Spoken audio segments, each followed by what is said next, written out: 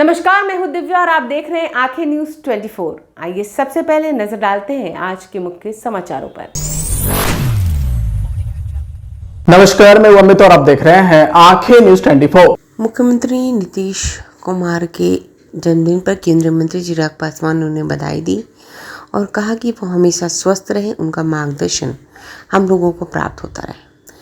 वही नेता तेजस्वी यादव की उस ट्वीट पर उन्होंने कहा जिसमें उन्होंने बिहार के मुख्यमंत्री नीतीश कुमार को पत्र करते हुए लिखा कि कोई भी गाड़ी 15 साल से ज़्यादा नहीं चल सकती क्योंकि वह खटारा हो जाती है। तो फिर बिहार में 20 सालों से एनडीए गठजोड़ की खटारा गाड़ी कैसे चल रही है, इसे हटाया जाए। इस पर चिराग पासवान ने कहा अगर वह 15 साल की बात करते हैं तो फिर उनको भी अपने 15 साल का कार्यकाल याद होगा, जब 1990 से 15 सालों तक बिहार में उनके माता पिता का शासनकाल था। तब क्या हाल था बिहार का। नेता प्रतिपक्ष रहते हुए तेजस्वी यादव कभी बिहार के मुख्यमंत्री के ऊपर व्यक्तिगत टिप्पणी करती हैं तो कभी 15 साल की गाड़ी की बात करते हैं। हमेशा स्वस्थ रहे, उनका मार्गदर्शन हम लोग को प्राप्त होता रहे। बहरहाल ये बधाई मैं सुबह भी मैं उनको दे चुका हूँ, उनका रिप्लाई भी हमको मिल गया है, बट हाँ आप सबके माध्यम से पुनः एक बार उनको बधाई देता हूँ। तेजस्वी जी का एक ट्वीट आया है कि बिहार में 15 साल से पुरानी गाड़ी चलना बंद है, तो ये उल्टा पलटेगी सरकार। 20 साल से क्यों लेके उन्हें इसको हटाया जाए। देखिए, अगर वो 15 साल की बात करते हैं तो ये 15 साल फिर उनका भी याद रहेगा सबको। जब 90 के दशक में जब उनका 15 साल था उसमें क्या हाल था बिहार का। देखिए, हकीकत है ये इस तरीके की बातें करना, नेता प्रतिपक्ष हैं वो, कभी मुख्यमंत्री जी के ऊपर व्यक्तिगत टिप्पणी करते हैं, 15 साल की गाड़ी की बात करते हैं। आप नीतियों पे कोसिए ना, आपको जो कहना है आप नीतियों के आधार पर बातें कीजिए। इस तरीके की बातें करना, जिस पद पर वो है कम से कम उस पद को गरिमा को वो शोभा नहीं देता। पर बहरहाल मैं इस बात को भी समझ सकता हूँ कि चुनावी वर्ष है और जिस तरीके से हमारा गठबंधन मजबूती के साथ जीत की ओर अग्रसर हो रहा है, जो फीडबैक आ रहे हैं उपचुनाव के, जिस तरीके से परिणाम आए, जिस तरीके से गठबंधन के तमाम नेता एक साथ पूरे प्रदेश का भ्रमण कर रहे हैं, हर दल के सारे प्रदेश अध्यक्ष, 5 दल के प्रदेश अध्यक्ष एक साथ बिहार के हर एक जिले में जाकर संगठन की मजबूती देने का कार्य कर रहे हैं। इन तमाम बातों से परेशानी विपक्ष को जरूर है, उसमें परेशानी उनकी और ज्यादा तब बढ़ जाती है जब उनके खुद के गठबंधन के भीतर कलह की स्थिति उत्पन्न हो रही है। जिस तरीके से कांग्रेस और राजद के भीतर बातचीत का एक अभाव अब देखने को मिल रहा है, जिस तरीके से कांग्रेस के नए प्रभारी आए, वो जिस तरीके से पहले कांग्रेस उनके सामने नतमस्तक रहती थी, इस बार संभवतः कांग्रेस उस भूमिका में शायद नहीं हो। ऐसे में ये तमाम बातें कलेक्टिवली परेशान तो विपक्ष को कर ही रही हैं और इसीलिए ये सारी बातें करना, 15 साल पुरानी गाड़ी नहीं चलेगी, ये नहीं चलेगी, ये तमाम बातें जनता के हाथ में है। जनता ने उपचुनाव में भी अपना फैसला सुना दिया, लोकसभा के चुनाव में भी जनता ने अपना फैसला सुना दिया और अब जब कुछ महीने बाकी हैं विधानसभा के चुनाव में, उसके परिणाम भी पूर्णतः एनडीए के पक्ष में आएंगे। 225 से ज्यादा सीटें जीतकर हम लोग सरकार बनाएंगे। तेजस्वी यादव ने कहा है कि बीजेपी के नेता और जेडीयू के नेता, कुछ बीजेपी के नेता जेडीयू के नेता मीटिंग कर रहे हैं कि निशांत राजनीति में नहीं आए। तेजस्वी यादव ने कहा, आप वेलकम करेंगे उनको क्या पता है ये? अगर इतनी जानकारी है तो भाई बैठ जाए ना, फिर मुख्यमंत्री के साथ बताएं कि क्या चल रहा है, नहीं चल रहा है। बिना सर पैर के इस तरीके की बातें करने का कोई मतलब नहीं। और सबसे पहली बात तो इस पे किसी को बात ही नहीं करनी चाहिए। ये फैसला एक व्यक्ति विशेष को लेना है, उनको लेना है कि उनको राजनीति में आना है, नहीं आना है, आना है तो कब आना है, कैसे आना है, ये फैसला उनको लेना, निशांत जी को लेना। आएगा तो जरूर हम लोग स्वागत करेंगे अगर वो आते हैं राजनीति में, पर इस तरीके की भ्रमित बातें करना, आप नेता प्रतिपक्ष हैं भैया, आपके पास और बड़ी जिम्मेदारी है।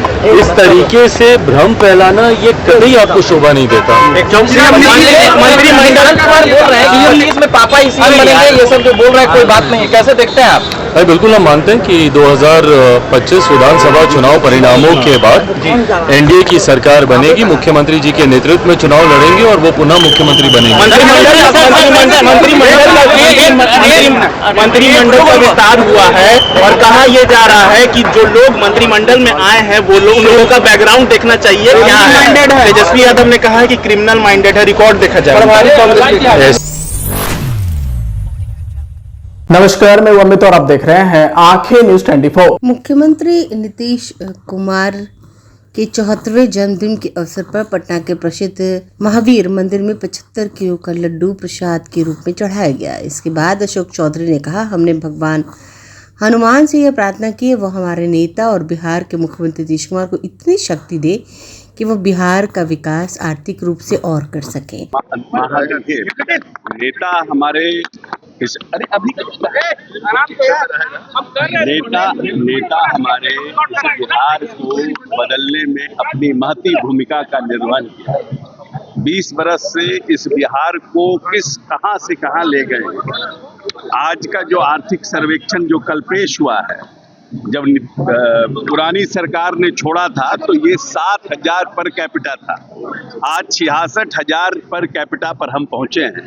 तो आर्थिक स्थिति हमारी मजबूत हुई है, हमारा बजट मजबूत हुआ है, हमारी मूलभूत संरचनाएं मजबूत हुई है, हम कृषि के क्षेत्र में मेरा आत्मबल बढ़ा है। तो हर तरह से नेता ने इस प्रदेश के काम को ताकत दिया है और आने वाला जो 5 वर्ष है वो आर्थिक रूप से इस बिहार को अपनी पुरानी विरासत और पुरानी परंपरा को पाने का है, आर्थिक रूप से मजबूत होने का है, बेरोजगारी खत्म करने का है। जो लोग यहाँ पर कम आमदनी में हैं, जिसका माननीय नेता ने जातीय गणना करके सर्वेक्षण किया है, उनको आर्थिक रूप से सबल करने का है। और बिहार एक बड़ी छलांग लगाने को अब तैयार बैठा है, इसलिए कि जो औद्योगिक जगत के लोग हैं उनकी भी बिहार में अब रुचि बढ़ी है और भारत सरकार ने भी काफ़ी मदद कर रहा है, भारत सरकार भी। तो हम समझते हैं कि ये जो माननीय नेता का ये जो जन्मदिन है ये बहुत महत्वपूर्ण है और बिहार के लिए आने वाला 5 वर्ष भी बहुत पूर्ण है। तो उनकी लंबी आयु, स्वस्थ जीवन और बिहार के विकास की कामना के लिए आज उनके जन्मदिन को महावीर मंदिर में मना रहे हैं। नमस्कार, मैं अमित और आप देख रहे हैं आंखें न्यूज 24। बिहार विधान परिषद में नेता विपक्ष राबड़ी देवी से जब शुक्रवार को मीडिया के द्वारा सवाल पूछा गया कि 2025 के बिहार विधानसभा चुनाव के बाद बिहार का मुख्यमंत्री कौन होगा, इस पर राबड़ी देवी ने कहा कि यह उनके पार्टी का मामला है, कौन रहेगा नहीं रहेगा ये वही लोग जाने, वही लोग से पूछिए। क्या बीजेपी चाहती है कि 2025 के बिहार विधानसभा चुनाव में मुख्यमंत्री को बदलना चाहिए, तो उस पर राबड़ी देवी ने कहा कि यह विपक्ष का मुद्दा नहीं है। वहीं 2025 में क्या तेजस्वी यादव मुख्यमंत्री बनेंगे, इस पर राबड़ी देवी ने कहा कि यह जनता के हाथ में है, ये नेता लोगों के हाथ में नहीं होता है, ये जनता के हाथों में होता है कि वह किसे मुख्यमंत्री बनाना चाहते हैं और किसे मुख्यमंत्री नहीं बनाना चाहते। आइए आपको सुनवाते हैं और क्या कुछ कह रही हैं राबड़ी देवी। कौन होगा? उनका काम है ना, उनका पार्टी के कौन रहेगा नहीं रहेगा वो जाने, वो लोग सब पूछिए। लेकिन बीजेपी चाहती है ना कि अब नीतीश कुमार को हटाया जाए और उनका कोई चेहरा जो है वो मुख्यमंत्री। मतलब विपक्ष से नहीं, विपक्ष से मुद्दा नहीं, डबल इंजन का सरकार है।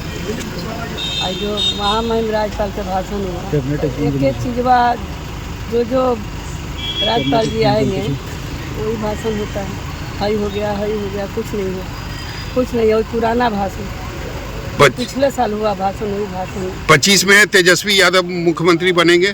देखिए जनता का हाथ में है, ये हम लोग का हाथ में, नेता लोग का हाथ में नहीं है, जनता का हाथ में। लेकिन बीजेपी कह रही है कि वो जेल जाएंगे, तेजस्वी यादव 2025 चुनाव से पहले वो जेल जाएंगे। ठीक है, हम लोग सब परिवार जाने के लिए तैयार है, कहाँ भागते हैं। कोई लोग खाली डरपोक है, लूट कर रहा है, चोरी कर रहा है, डकैती करवा रहा है, अपहरण हो रहा है, सब चीज़ होता है, बलात्कार हो रहा है, कौन सी बिहार में घटना नहीं हो रहा है। चालक ज्ञान दें माननीय सदस्य श्रीमती निविता सिंह जी का विधानसभा क्षेत्र में दिया है, तो इस पर तो कोई कार्रवाई नहीं है, हम तो जाने के लिए तैयार है। बेकसूर है सब परिवार हमारा, लालू जी भी बेकसूर है, सब दुनिया जानता है, कुछ होने डरने वाला नहीं। जेल जाने से, आपकी करने से हम लोग भागते हैं क्या? वही लोग खानी, सुप्रीम कोर्ट का ऑर्डर हो गया सुनील कुमार के बारे में ये ऑर्डर नहीं कर रहा है। समाचारों में वक्त हो चला एक छोटे से अंतराल का। पटना में कई वर्षों से शिक्षा में अहम योगदान दे रहा है Gyansthali high school Alamganj Patna city, जहां 10वीं और 12वीं की बोर्ड परीक्षाओं में 100% अंक प्राप्त कर रहे हैं बच्चे। एक ऐसा स्कूल जहां न केवल होती है पढ़ाई बल्कि साथ ही साथ होती है कल्चरल एक्टिविटी, स्पोर्ट्स एक्टिविटी से जुड़े गेम्स, मैथ ओलंपियाड से लेकर साइंस ओलंपियाड, जहां बच्चों के लिए स्कूल कैंपस अत्याधुनिक सुविधाओं से लैस, छोटे बच्चों के लिए वाहन और ट्रांसपोर्ट की विशेष सुविधा। तो देर किस बात की, आज ही कराएं अपना नामांकन Gyansthali high school Alamganj Patna city में, जहां नामांकन की प्रक्रिया जारी है। संपर्क करें पुलिस चौकी Alamganj main road near Alamganj थाना पटना बिहार 800007। ब्रेक के बाद आपका फिर से स्वागत है। नमस्कार, मैं अमित और आप देख रहे हैं आंखें न्यूज 24। खबर रोहतास जिले के डेहरी से है, जहां डेहरी के बिहार विशेष सशक्त पुलिस 2 के 83वें स्थापना दिवस पर आयोजन किया गया। इस दौरान मुख्य अतिथि के रूप में BMP 2 के कमांडेंट लिपि सिंह मौजूद रही। इस दौरान उन्होंने परेड की सलामी ली और जवानों की गतिविधियों का निरीक्षण भी किया। परेड के दौरान BMP के जवानों ने गजब का अनुशासन देखने को मिला। कदम से कदम मिलाकर जवान अनुशासन का संदेश देते नजर आए। कार्यक्रम को संबोधित करते हुए कमांडेंट DP सिंह ने कहा, BMP 2 का गौरवशाली इतिहास रहा है तथा इसका सुसज्जित परिसर आने वाले भविष्य में और बेहतर होगा। उन्होंने तमाम उपस्थित जवानों से इस बटालियन के गौरव को बरकरार रखने की अपील की। विदित हो कि इस वाहिनी में विगत कई वर्षों से विभिन्न प्रकार के प्रशिक्षण यथा बुनियादी, पूरक, व्यवहारिक, PTC, नारकोटिक्स कस्टम्स डिपार्टमेंट आदि का सफल प्रशिक्षण दिया जाता रहा है। ये वाहिनी प्रशिक्षण केंद्र के रूप में भी अपना नाम और अलग पहचान रखती है। ये वाहिनी राज्य से बाहर अखिल भारतीय शूटिंग प्रतियोगिता में सम्मिलित होने हेतु बिहार की टीम के खिलाड़ियों का चयन, उनके अभ्यास एवं प्रतियोगिता में भाग लेने संबंधी कार्यों को पूर्ण करने हेतु नोडल कार्यालय के रूप में भी कार्यरत रही है।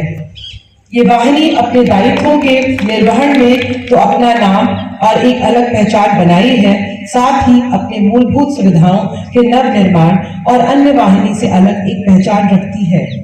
इस वाहिनी में विशेष स्तर के फायरिंग रेंज है, जिस पर अत्याधुनिक मशीन के द्वारा फायरिंग होती है। इस वाहिनी में बहुत ही खूबसूरत अमर बलिदानियों के लिए बना हुआ शहीद स्मारक है, साथ ही वातानुकूलित अतिथि गृह, मनोरंजन गृह, सभागृह, सैलून, कैंटीन और वाईफाई कनेक्टेड कार्यालय है, जो ये दर्शाता है कि वाहिनी अपने पुरातन उपलब्धियों एवं नूतन व्यवस्थाओं से परिपूर्ण है। वाहिनी स्थापना दिवस के अवसर पर मैं इस वाहिनी के सभी पुलिस कर्मियों से यह आशा करती हूँ कि आप सभी अपने गौरवशाली अतीत के अनुरूप इस वाहिनी की प्रतिष्ठा और कार्यकुशलता को बनाए रखेंगे तथा अपने राज्य और राष्ट्र की सेवा में निरंतर तत्परता पूर्वक निर्वहन करेंगे। एक बार पुनः आप सभी को वाहिनी के 83वां स्थापना दिवस समारोह की हार्दिक बधाई देते हुए अपनी वाणी को विराम देती हूँ।